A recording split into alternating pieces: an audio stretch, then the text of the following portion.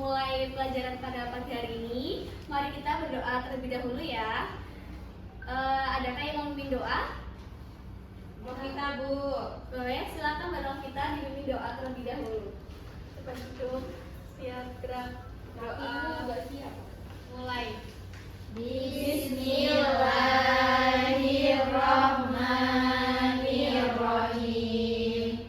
Raditu billahi robba wa bil islami dina wa bi Muhammadin nabiyya wa rasulah. Rabbi zidni ilma warzuqni fahma. Amin. Berdoa selesai. Oke, terima kasih Mbak Novita. Sebelumnya Ibu akan mengecek kehadiran terlebih dahulu. Di sini adakah yang nggak berangkat? Ada Ibu. Siapa? Tutup. Cecep sama Tutup Bu. Dua anak yang tidak berangkat. Iya Ibu. Oke. Sebelumnya kita itu sudah belajar mengenai rantai makanan. Nah, apa sih itu rantai makanan? Ada yang tahu? Aku Bu. Oke. Apa Dania? Jadi rantai makanan itu saling makan-memakan biar dapat tenaga. Oke, rantai makanan itu saling memakan. Rantai makanan itu bisa terjadi pada sebuah ekosistem. Ya betul, ekosistem. Nah, ekosistem sendiri itu adalah sebuah wilayah geografis yang terbentuk dari hubungan wilayah yang terbentuk dari hubungan timbal balik antara makhluk hidup yang satu dengan lingkungannya. Nah, ekosistem sendiri itu terdiri dari ekosistem air, ada air tawar dan air laut. Nah, mengapa sih kita perlu belajar sebuah ekosistem? Ada yang tahu manfaat kita belajar dari ekosistem itu? Kurang tahu Ibu. Belum tahu Ibu. Nggak tahu Bu. Nah, Melestarikan alam. gimana? Melestarikan alam. Oke, ada yang lain? Kita itu belajar ekosistem itu bisa mendapatkan banyak manfaat, seperti kita mengetahui tentang keseimbangan alam antara yang berperan sebagai produsen, konsumen, dan nantinya yang berperan sebagai pengurai. Dan ada lagi dari itu kita juga belajar siapa yang menyediakan sumber daya alam. Terus mengetahui juga rantai makanan pada ekosistem tersebut. Nah, itu tadi manfaat dari kita mempelajari sebuah ekosistem.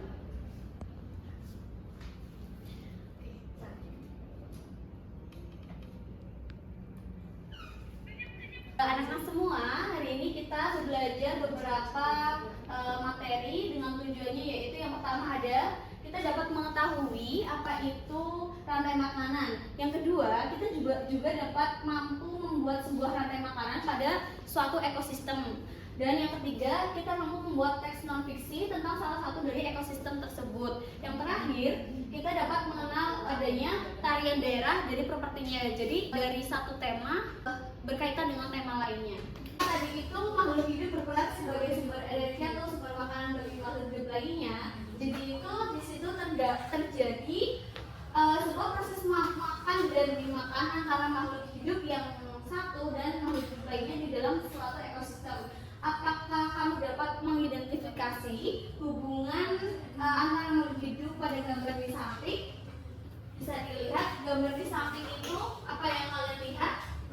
Ular. Apalagi rumput. Di sini itu ada beberapa fungsinya masing-masing. Yang pertama, rumput itu berperan sebagai produsen, betul. Setelah itu rumput dimakan oleh kelinci. Nah, kelinci itu berperan sebagai satu.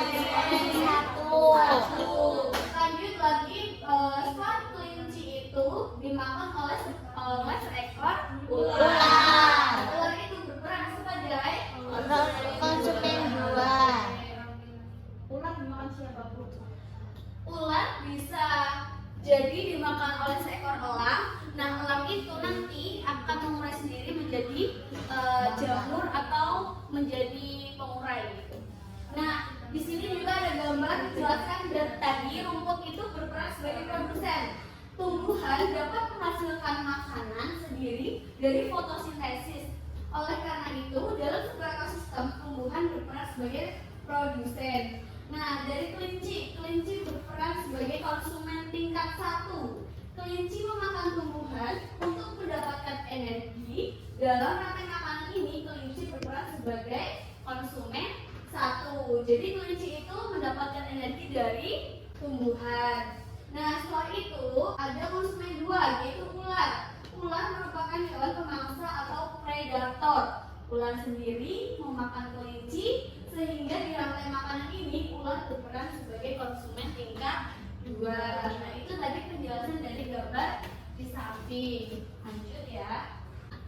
Tadi kan kalian bertanya-tanya, terakhir itu ada ular. Konsumen paling akhir disebut sebagai puncak dari rantai sebuah makanan. Nah, posisi tersebut biasanya merupakan hewan karnivora atau omnivora. Hewan tersebut biasanya tidak diburu oleh hewan lainnya untuk menjadi makanan. Jadi ada kemungkinan ular tersebut mengurai sendiri, entah itu mati atau mungkin terkena serangan penyakit.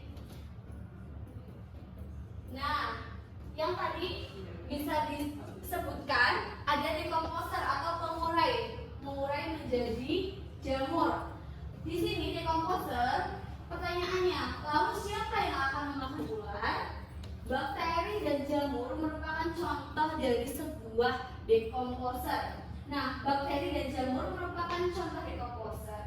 Ketika makhluk hidup mati, tubuhnya akan membusuk dan diurai oleh dekomposer. Hasil pengurai ini akan membentuk humus dalam tanah. Humus dibutuhkan tumbuhan untuk tumbuh dan menghasilkan energi bagi makhluk hidup lain, sehingga proses makan dan dimakan dalam suatu ekosistem menjadi siklus yang terus berputar. Nah, tadi ada contoh ekosistem dalam sebuah lingkungan darat gitu ya. Ada rumput, kelinci, dan ular. Tapi ternyata ada juga ekosistem atau mungkin rantai makanan pada lingkungan air atau mungkin laut gitu.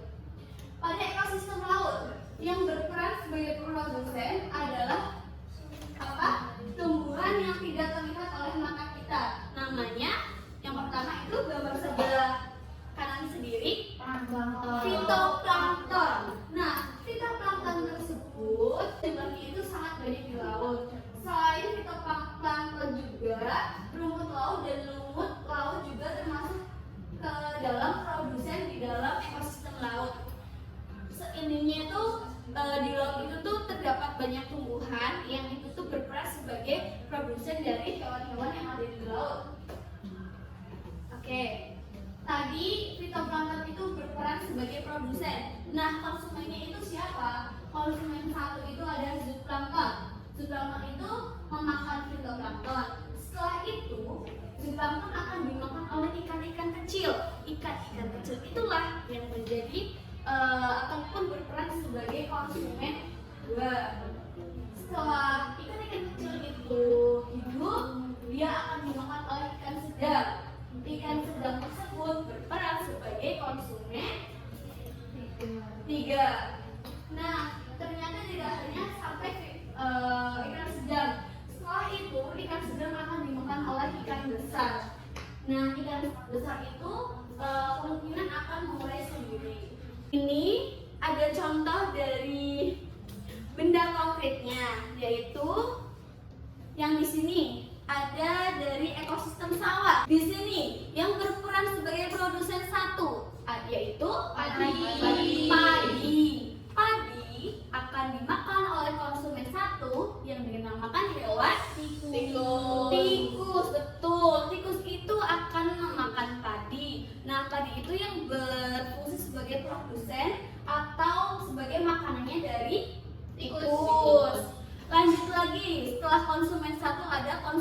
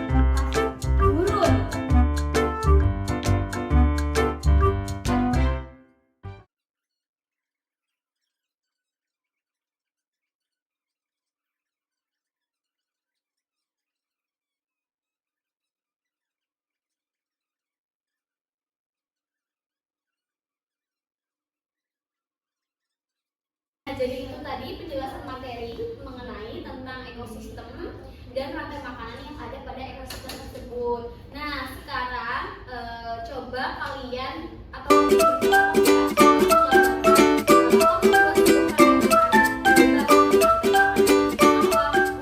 maupun di laut. Nanti kalian akan maju untuk mempresentasikannya.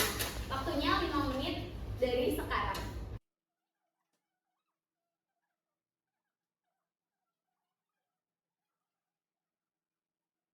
Tadi Ibu sudah perintahkan kalian itu membuat sebuah ekosistem, rantai makanan ekosistem yang terdiri dari produsen, konsumen, dan dekomposer atau mengurai sendiri. Silakan dari Ibu tunjuk ya. Kelompok yang akan maju yaitu kelompok 1. Silakan kelompok 1.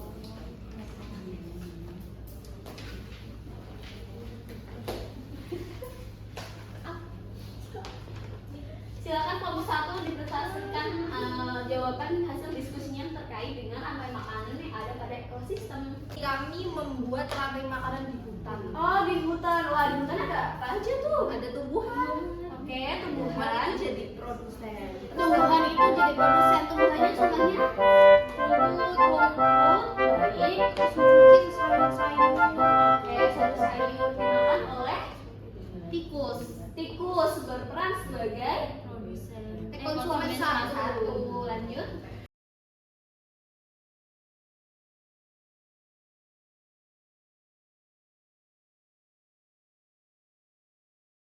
Tepuk tangan. Terima kasih kelompok satu sudah memperhatikan hasil diskusinya. Tadi kita sudah belajar mengenai ekosistem atau rantai makanan pada sebuah ekosistem. Lanjut, kita akan bergeser pada materi teks non fiksi.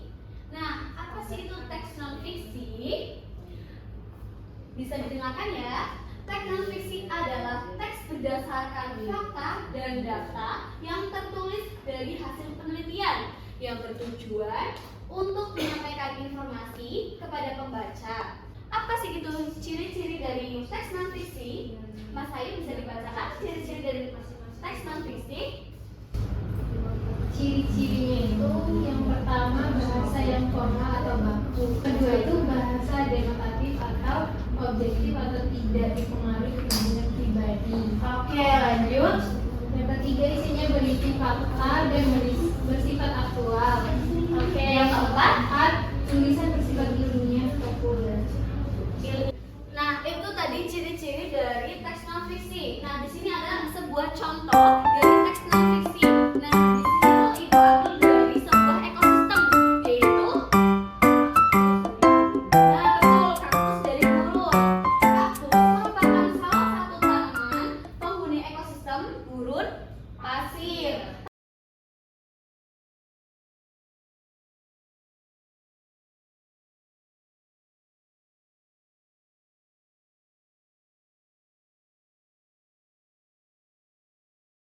Oke, baik. Berarti bisa digarisbawahi ya. Informasi penting pada paragraf 1. Kaktus dapat menyesuaikan diri untuk hidup pada ekosistem gurun pasir. Nah, informasi penting pada paragraf 2, bentuk tubuh kaktus, misalnya batang dan daunnya dapat mengurangi penguapan sehingga kaktus dapat bertahan hidup di daerah yang gersang dan panas. Oke. Oke. Oh, gimana ya? Nah, itu tadi pemaparan materi pada teks non fiksi yang diambil dari ekosistem tadi, yaitu kaktus. Nah, itu tadi pemaparan materi dari Ibu.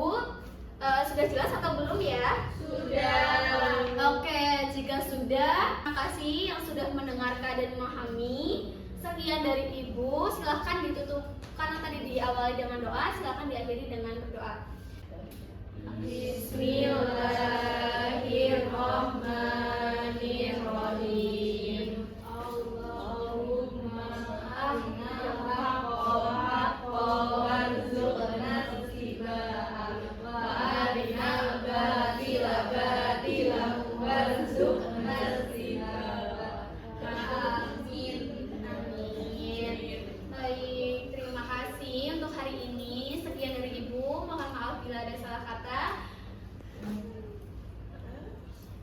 Wassalamualaikum